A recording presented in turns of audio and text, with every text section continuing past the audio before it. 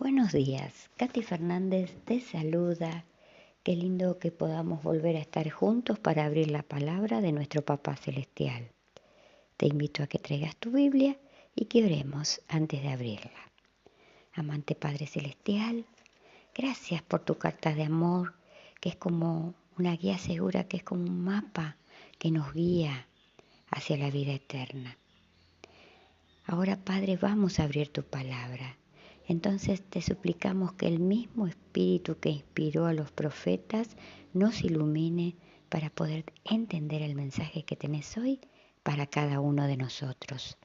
Lo pedimos en el nombre de Jesús y lo agradecemos. Te amamos, Padre. Amén. El día lunes lleva por título La fe y la ley. Pablo abogó vehementemente en favor de la supremacía de la fe en la relación de una persona con Dios. Enfatizó repetidas veces que ni la circuncisión ni ninguna otra obra de la ley son un requisito para la salvación, por cuanto por las obras de la ley nadie será justificado. Gálatas capítulo 2, versículo 16. De hecho, no son las obras de la ley, sino la fe lo que constituye la marca distintiva del creyente. Gálatas 3:7. Esta repetida negación de las obras de la ley suscita la pregunta: entonces, ¿la ley no tiene absolutamente ningún valor? ¿Desechó Dios completamente la ley? Debido a que la salvación es por la fe y no por las obras de la ley, ¿está diciendo Pablo, o mejor dicho, está diciendo nuestro Dios vivo a través de Pablo, que la fe abolió la ley? ¿Qué nos enseñan los siguientes textos? Leamos juntos. Te invito a que me acompañes. Romanos 3, 31. Luego, por la fe, ¿invalidamos la ley? En ninguna manera, sino que confirmamos la ley. Ahora vayamos a Romanos capítulo 7, versículo 7, un poquitito más adelante. ¿Qué diremos pues? ¿La ley es pecado? En ninguna manera, pero yo no conocí el pecado sino por la ley, porque tampoco conociera la codicia si la ley no me dijera, no codiciarás. Ahora vayamos al mismo libro de Romanos, pero ahora del mismo capítulo 7, el versículo 12. De manera que la ley a la verdad es santa y el mandamiento santo, justo y bueno. Ahora del mismo libro de Romanos, el capítulo 8, el versículo 3. Porque lo que era imposible para la ley por cuanto era débil por la carne, Dios, enviando a su Hijo en semejanza de carne de pecado y a causa del pecado, condenó al pecado en la carne. Y por último vayamos a Mateo capítulo 5, versículo del 17 al 20. Mateo capítulo 5, versículo del 17 al 20. No penséis que he venido para abrogar la ley o a los profetas. No he venido para abrogar, sino para cumplir. Porque de cierto os digo que hasta que pasen el cielo y la tierra, ni una jota ni una tilde pasará de la ley, hasta que todo se haya cumplido. De manera que cualquiera que quebrante uno de estos mandamientos muy pequeños y así enseñe a los hombres, muy pequeño será llamado en el reino de los cielos. Mas cualquiera que los haga y los enseñe, éste será llamado grande en el reino de los cielos. Porque os digo que si vuestra justicia no fuere mayor que el de los escribas y fariseos, no entraréis en el reino de los cielos.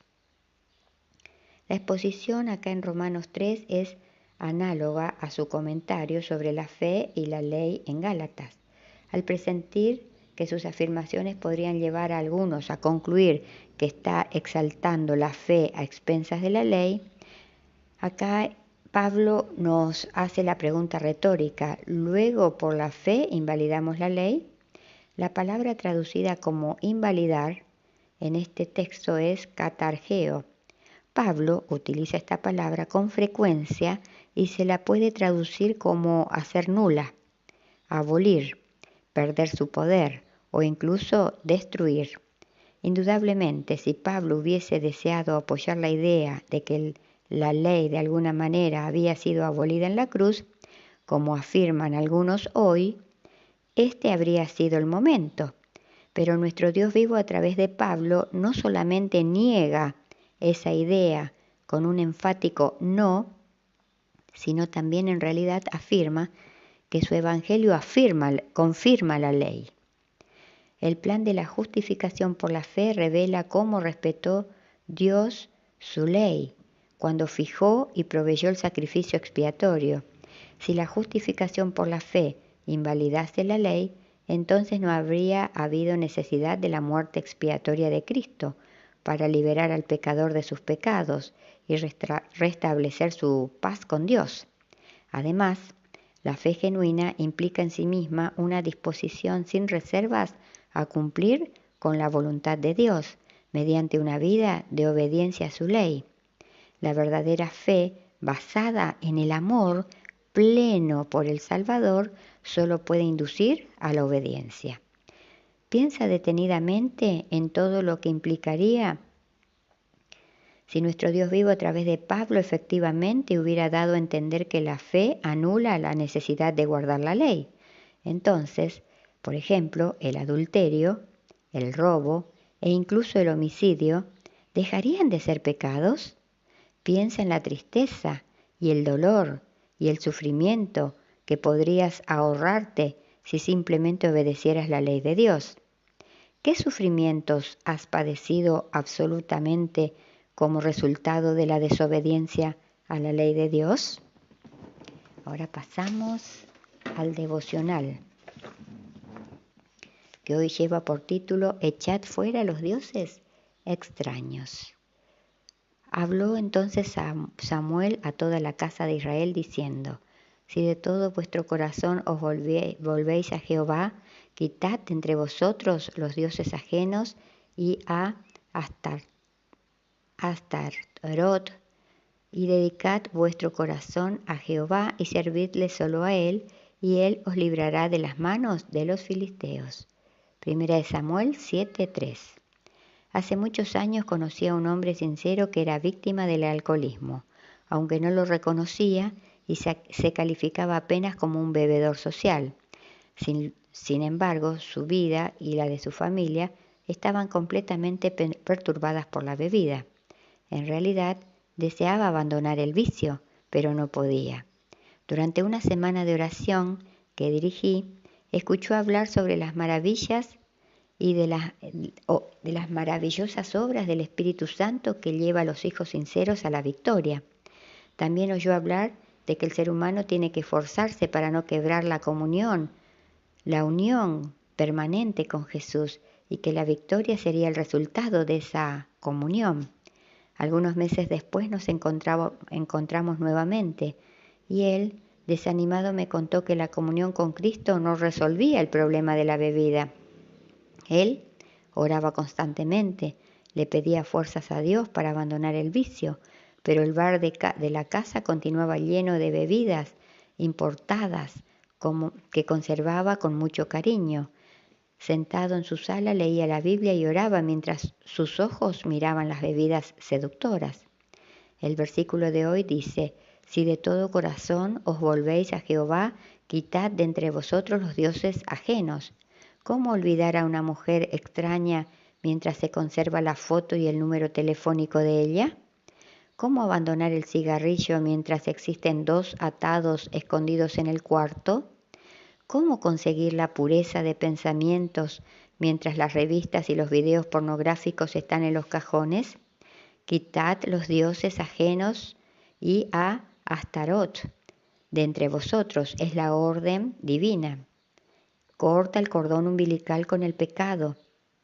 Quema tus dioses, tus cintas de las revistas, las cartas o los números telefónicos. Tira todo a la basura. La comunión con Cristo es lo que te dará fuerzas para la victoria. Su Espíritu Santo, santificando tu voluntad, te llevará a la libertad completa. Pero es necesario quitar los dioses extraños que crean un ambiente desfavorable para la victoria. Fue doloroso para ese joven tirar al inodoro tanta bebida fina, pero finalmente entendió el mensaje.